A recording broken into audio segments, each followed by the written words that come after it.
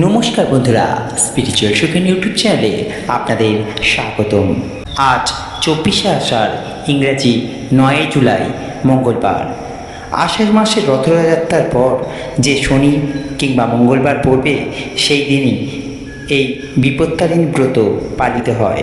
অর্থাৎ আজ বিপত্তারিণী ব্রত পালিত হবে। ব্রতের আগের দিন ব্রতী দিনের বেলায় হোক বেশি অথবা নিরামিষ খাবার ভোজন করে রাত্রে দুধ ও মিষ্টি খেয়ে থাকবে। যে এই ব্রত পালন করবে তার সংসারে কখনো কোনো বিপদ আপদ থাকবে না। সকল বিপদ হতে মা বিপত্তারিণী উদ্ধার করেন। আজকের ভিডিওতে আমরা আলোচনা করতে চলেছি মা বিপত্তারিণীর ব্রত কথা। বৈদর্ভ নগর বলে এক রাজ্য ছিল। এক সময় রাজা ধর্মশীল সেই রাজ্যের রাজা ছিলেন। তিনি দান ধ্যান যাগযজ্ঞ নিয়ে থাকতেন এবং প্রজাকে পুত্রের ন্যায় পালন করতেন। রানী স্বরূপাও ছিলেন ধর্মপরায়ণা। তিনি 12 মাস বারব্রত নিয়ে থাকতেন এবং সকল জাতের মেয়েদের সঙ্গে মেলামেশা করতেন। এই মেলামেশার ফলে এক চামারের বউ এর সঙ্গে রানীর খুব ভালোবাসা হয়েছিল। রানী চামারের বউয়ের সঙ্গে সই পাতিয়েছিলেন। সই এলেই রানী ভালো খাবার সইকে দিত। এইভাবেই দুই সইয়ের মধ্যে সুখে দিন কেটে যাচ্ছিল। একদিন রানী স্বরূপার স্বাদ হলো গো মাংস কেমন তা দেখবে। সইকে তিনি সে কথা বললেন। চামার বউ রানীকে বারবার নিষেধ করলেন, কিন্তু রানী জেদ ধরল তাকে দেখাতেই হবে। পরদিন দুপুরবেলায় চামার বউ একটা থালায় চাপা দিয়ে খানিকটা গো মাংস নিয়ে ভয়ে যেমন অন্দরমহলে যাবে, অমনি তা প্রহরীর নজরে পড়ল। প্রহরীও তাড়াতাড়ি রাজসভায় গিয়ে রাজাকে সেই কথা বললে। রাজা ধর্মশীল সে কথা শুনে ক্রোধে অন্য প্রহরীকে আদেশ দিলেন এই প্রহরীকে বেঁধে রাখতে, তার কথা সত্য কি মিথ্যা প্রমাণ করবার জন্য। তারপর তিনি অন্দরমহলে চলে গেলেন। রানী সইকে সেই সময় বললেন, সই ওটা খাটের তলায় রেখে দাও, পরে আমি দেখব। ঠিক সেই সময় রাজা রানীর মহলে গিয়ে জিজ্ঞেস করলেন, সাথী তোমার সই কী নিয়ে এসেছে, আমায় দেখাও। রানী স্বরূপা হঠাৎ স্বামীকে দেখে ভয়ে ভয়ে চারিদিকে অন্ধকার দেখলেন। কাতর হয়ে মাটিতে লুটিয়ে মা বিপত্তারিণীকে ডাকতে শুরু করলেন। রানীর উপর মার দয়া হলো। তিনি মাছির রূপ ধারণ করে রানীর কানের কাছে এসে বললেন, মা তুই রাজাকে বল ওতে 14 ফল আছে, আপনি স্নান করে এসে ব্রাহ্মণ সেবায় উৎসর্গ করুন। আমি বিপত্তারিণী দুর্গা, আমার দৃষ্টিতে ও গোমাংস 14 ফলে রূপান্তরিত হয়েছে, আর তুই আমার ব্রত যাবজ্জীবন পালন করবি। কোনো কালে তোর কোনো বিপদ আপদ হবে না। আমার এই ব্রত তুই পৃথিবীতে প্রচার করবি। এই ব্রত যে রমণী পালন করে সে সংসারে অতুল সুখের অধিকারী হয় এবং দেহান্তে আমার চরণে স্থান পায়। রানী তাড়াতাড়ি উঠে রাজাকে বললেন, স্বামী এতে 14 ফল আছে, আপনি স্নান করে এসে ব্রাহ্মণ সেবায় নিবেদন করুন। রাজা স্নান করে এসে সেই ফল ব্রাহ্মণ সেবায় দিয়ে প্রসাদ গ্রহণ করে তৃপ্ত হলেন। রানী সেই থেকে প্রতি বছর মা বিপত্তারিণীর ব্রত পালন করতে লাগলেন। সেই থেকে এই ব্রত পৃথিবীতে সকল রমণীগণ পালন করতে লাগলো। আষাঢ় মাসে শুক্লা তৃতীয়া হতে নবমী তিথির শনি কিংবা মঙ্গলবার অর্থাৎ রথযাত্রার দিন হতে উল্টো রথের মধ্যে শনি কিংবা মঙ্গলবারে এই ব্রত পালন করতে হয়।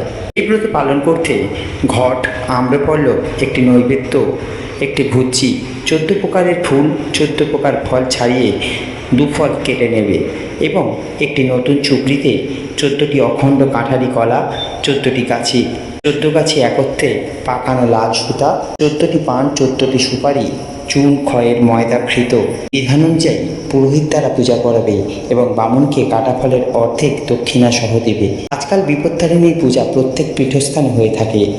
এই পূজার সবচেয়ে গুরুত্বপূর্ণ বিষয় হলো লাল সুতোর ডোরের সাথে 13-14টি গিট দিয়ে তার মধ্যে দূর্বা ঘাস লাগানো, যা প্রতিটি বাচ্চা থেকে বড় সকলের বিশ্বাস ও ভরসা জড়িয়ে থাকে।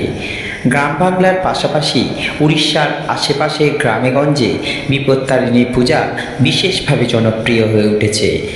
বিভিন্ন মন্দির ও থানে এই বিপত্তারিণী ব্রত পালন করা হয়, আর সেখানে বাড়ির মা ও বোনেরা উপবাস পালন করেন, এই ব্রত পালন করে থাকেন। এই বিপত্তারিণী ব্রতর আরও একটি ব্রত কথা হলো দুটি রাজপরিবারের কাহিনীকে নিয়ে গড়ে উঠেছে। তখন বিদর্ভের রাজা ছিলেন সত্যদাস। তার পুত্র অলোকেশ একবার হরিণ শিকার করতে করতে পথ ভুলে পাশের রাজ্যে অবন্তিপুরের সীমানায় ঢুকে পড়েন। সেই জায়গাটি ছিল অবন্তী রাজ্যের মৃগয়া ক্ষেত্র। সেখানে একটি হরিণ শিকার করলে অবন্তী রাজ্যের সেনারা তাকে বেঁধে নিয়ে যায় রাজদরবারে। সেই সময় অবন্তী রাজ্যের রাজা ছিলেন চক্রধর। তিনি সমস্ত ঘটনা শোনার পর অলোকেশকে বন্দি করার আদেশ দিলেন। রাজপুত্রের বন্দি হওয়ার খবর চলে যায় রাজপুত্রের পিতার কাছে।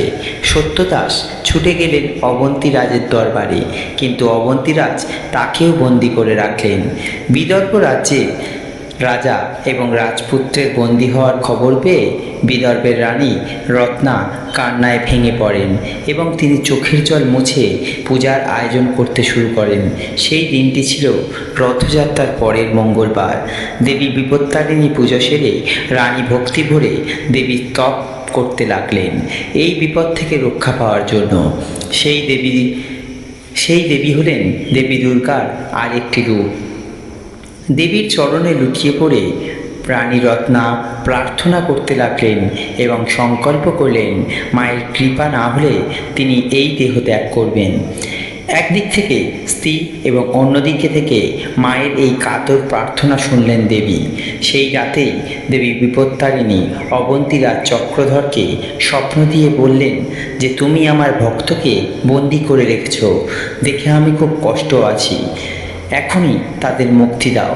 এই স্বপ্ন পেয়ে অবন্তীরাজ তখনই বিদর্ভরাজ সত্যদাস এবং তার পুত্র অলোকেশকে মুক্তি দিলেন। সেই সঙ্গে নিজের মেয়ের সঙ্গে অলোকেশের বিবাহের প্রস্তাব দিলেন। এইভাবে দুই রাজ্য আত্মীয়তায় বাঁধা পড়ল, আর এইভাবেই দেবীর প্রসাদ লাভ করে শান্তি ফিরল উভয় রাজ্যে। এই বিপদ থেকে রক্ষা করেছেন মা বিপত্তারিণী দেবী। বিদর্ভের রানী রত্নার এই ব্রতকথা স্মরণ করে আজও গ্রাম বাংলার ঘরে ঘরে মহিলারা সংসারের সমস্ত বিপদ কাটিয়ে উঠতে এবং স্বামী ও সন্তানদের বিপদ থেকে রক্ষা করতে, সংসারের শান্তি ফিরিয়ে আনতে দেবী বিপত্তারিণী পূজা করেন। দেবদেবীদের রূপ থেকেই সেই দেবদেবীকে চিহ্নিত করা হয় এবং তাকে সেইভাবেই ডাকা হয়। বিপত্তারিণী আসলে দেবী দুর্গা বা কালীর একটি রূপ। দুর্গার মতোই তিনি হলেন সিংহবাহিনী, তবে কোথাও তিনি রক্তবর্ণা, আবার কোথাও তিনি কালীর মতো কৃষ্ণবর্ণা। চারটি হাতে খড়গ রয়েছে, ত্রিশূল ও বরাভয় মুদ্রা রয়েছে। অনেক ভক্তগণ মনে করেন মা বিপত্তারিণী আসলে বাংলার একটি লৌকিক দেবী, তবে মার্কেন্ডেয় মুনি প্রথম বিপত্তারিণীর ব্রত কথা প্রচার করেন। আমরা এই ব্রত কথা সমাপ্ত করলাম। ভিডিওটি কেমন লাগলো অবশ্যই জানাবেন। ভালো লাগলে অবশ্যই একটু লাইক করবেন, শেয়ার করবেন এবং চ্যানেলে যারা নতুন আছেন অবশ্যই চ্যানেলটিকে সাবস্ক্রাইব করবেন।